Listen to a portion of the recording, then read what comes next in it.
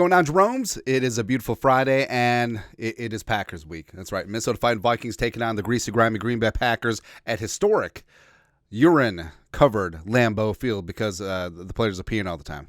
Yeah. But the Vikings 3-0. The Packers allegedly 2-1. Good job beating the Colts and the Titans. Gold star. But this one is for supremacy in the NFC North, and it's a litmus test for the Vikings because it is really the first true road game. I understand the first game was on the road, but the Giants fans were like,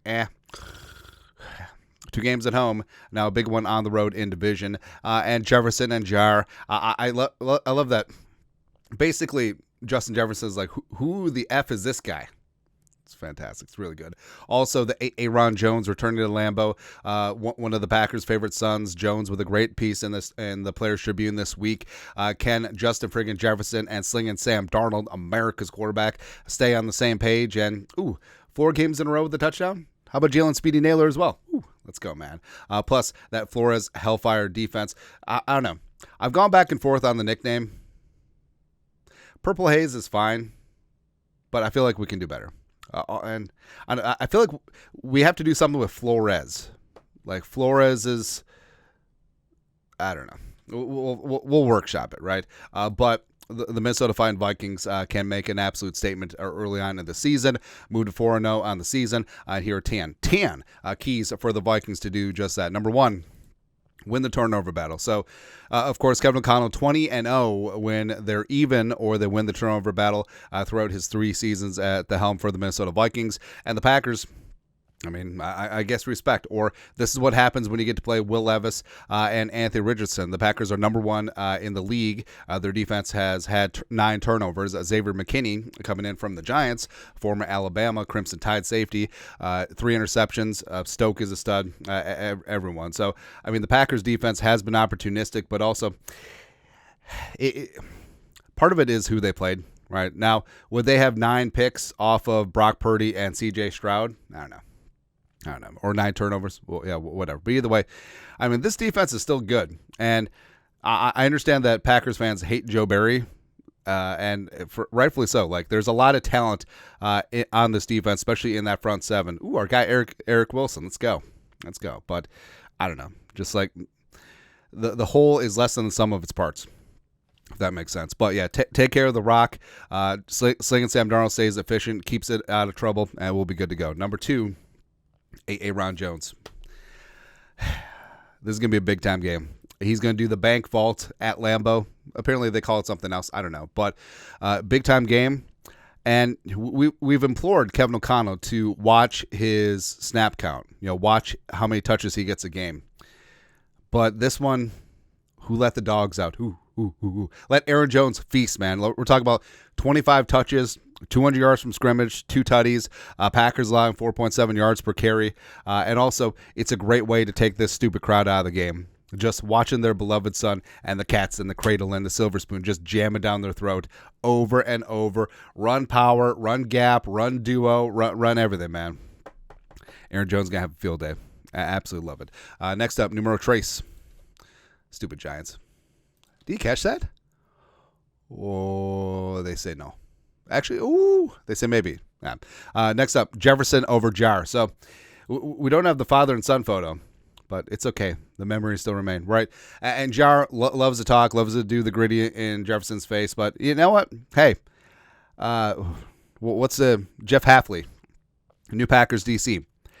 Jar Alexander is one of the best cornerbacks in the league.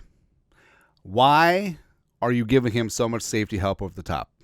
What needs to happen is 23 needs to cover 18 traveling belt buckle to belt buckle, man to man the entire game. If he's so good, he should be able to do that. Not saying, I'm just saying. But I do think that Jefferson goes off. Like, I know Jefferson sort of played things off. It's like, it's more important to him than to me. Jefferson internalizes this, right? I think this is going to be a 10-catch, 160, 2-tutty type game for Justin Jefferson. Also, it's like when people make preseason win-loss predictions, they don't bother to add up the wins and the losses to make sure it balances. I'm just giving everyone 2 touchdowns, and at the end, they're going to score like 26 points. figure out how that. Will Riker, they'll just go for two twice and miss. There we go. We have to that ass Malik / Jordan Love. Whoever starts the quarterback, I don't care. All right, stylistically, obviously, they're very different, but we're going to get after it. And yeah, the Malik Willis story has been fantastic. I love that it beat his old team. The Tennessee Titans just gave up on him. But this defense is different, man. And they got to prove that they can travel. And I think they'll do just that. Also, Willis, when pressured, he will make mistakes. But also, the Vikings are going to have to corral his running. So it's going to have to be like the game plan from the first couple of weeks. So with Daniel Jones and Brock Purdy, yes, they can move. So a little bit of a must rush, a little bit more of a contain. If it's Jordan Love, bring the house. Bring that heat. Because, yeah, the MCL got cleared, but not going to be 100%.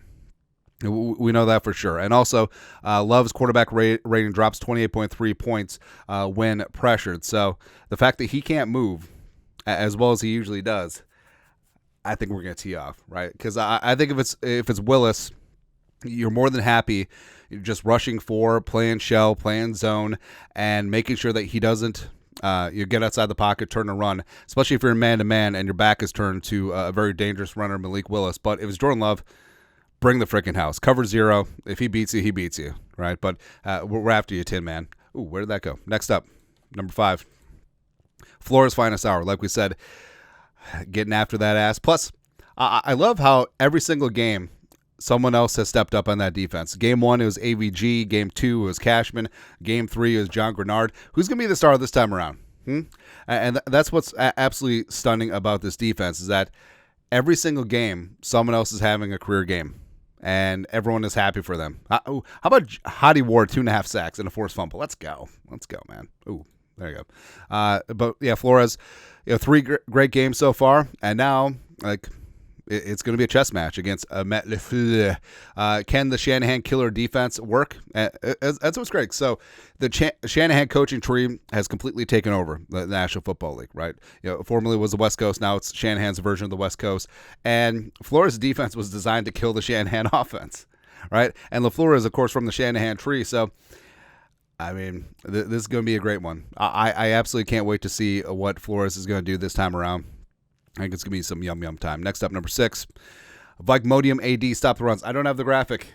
Oh, well. But the Vikings do need to stop the Packers' run game. 449 rushing yards in the last 2 games with Malik at quarterback. Josh Jacobs, Emmanuel Wilson, the backup, are pretty damn solid. And also, I mean, don't discount Willis running too. So that could be an issue there. And like we said, the Vikings defense may have to deploy that mush rush if Willis is that quarterback, but that's fine.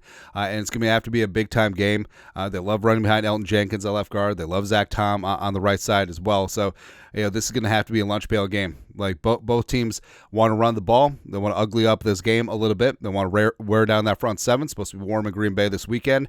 And the Vikings are going to have to bring it. And also, fortunately, it looks like Bullard got downgraded on Thursday, so they might have to do with one of their best run-stopping defensive linemen, so that kind of sucks. Next up, number 7, offensive line, solidify pass blocking. So the Vikings O-line, Darisaw has been good. Brian O'Neill has been excellent. Blake Brandel has been elite. Bradbury and Ed Ingram, they need to work on pass blocking. And I don't know if it's communication. I don't know what it is, but yeah, the Packers aren't stupid, right? And they are going to attack that center right guard A-gap for the Vikings. And the Packers defense, like Kenny Clark is still the ageless wonder. Kenny Clark gives Garrett Bradbury a ton of problems. To Darryl Slayton, the pride of Florida, is in that mix as well. Devontae Wyatt is quickly becoming a monster. Carl Brooks is a guy that I wanted from way back in the day. Well, not back in the day. Last year, pride of Bowling Green. So, I mean, they're going to be able to do some things up front. And the Vikings offensive line, both running the ball as well as protecting slinging Sam Darnold. That's this close. Not saying Sam Bradford, but yeah, they're going to have themselves a day, man. They got to be able to step up. Next up, number 8. Kevin O'Connell stays one step ahead. So, Packers defensive coordinator Jeff Hafley O'Connell has talked about how they've had crossover. So Hafley used to be head coach of Boston College, but one of his first NFL coaching gigs was defensive backs coach on Mike Pettine's Browns team back in the day, and Kevin O'Connell was quarterbacks coach. So they're very familiar with each other. The families are friends and all that stuff. But there's going to have to be new wrinkles on offense to attack this Packers defense. Like we said, front seven, pretty damn solid on paper, on purpose. I got a ton of respect for Eric Stokes. Xavier McKinney is obviously a stud as well. And for the Vikings, like scheming guys open, getting the run game going, doing creative stuff to find mismatches all over the place, and also just making things easy for Sam Darnold. And I think that the Vikings should and could be able to do that on Sunday. Number nine, third down for what? So who can get their asses off the field on third down, right? And so the Vikings offense is third best in the league in third down. Defense is 10th. Packers 8th on offense, 6th on defense. So something's got to give. Both sides are very solid on third down, but also with Flores, it's a part and parcel thing, right? So if you're able to get after Jordan Love, if you're able to stop the run, if you're able to contain Malik Willis, whoever the hell is out there, and if you get to those 3rd and 8s versus 3rd and 4s, there's a huge difference, right? And that's what the Vikings have done extremely well this season, especially on second down. I mean, the Texans, I think the Texans averaged 0.4 yards per second down during the game, which if you're doing nothing on second down, I mean, 3rd and forever, that's tough to do, especially on the road. But for the Vikings, bringing that third down defense and for the Vikings offense, even with the crowd noise, right? So Aaron Jones is going to go a long way for quieting down that stupid crowd. So are they able to pick up the sticks and keep the chains moving? It's going to be a big determiner for who wins on Sunday. Next up, number 10, Darnold statement game. So slinging Sammy Darnold. All right, been a great story so far. Everyone loves the story, but so far, yes, he's leading the league in touchdown passes with 8, but he's played a pretty efficient, pretty clean game, sort of takes what the defense gives him, and that's perfectly fine. But also, this might be a game where he has to take. Not just take what the defense gives him, but just straight up take, right? And I feel like he's got enough confidence, and he's had enough chemistry with his offensive weapons, and if the O-line can do the damn thing, I think Sam Darnold could have himself like the game. We're talking about tree fitty and 3-4 touchdowns, just really going downtown and just completely owning and dominating things, right? Jefferson, the chemistry is already there. Jalen Naylor, 3 touchdowns in 3 games. Addison could be back as well. So I got a good feeling about Darnold in this game. I just really do. I understand it's weird to have good feelings about the Vikings. I don't know what I'm supposed to do with my hands, but I think we're going to be good to go. Final score prediction. So, like I said, I gave everyone like 17 touchdowns, but now it's not going to add up. But I actually do think that this is going to be a tough physical game. Both teams are tough in the trenches. I do think that the Flores defense gets after whoever the hell is at quarterback, whether it's Willis, whether it's Jordan Love.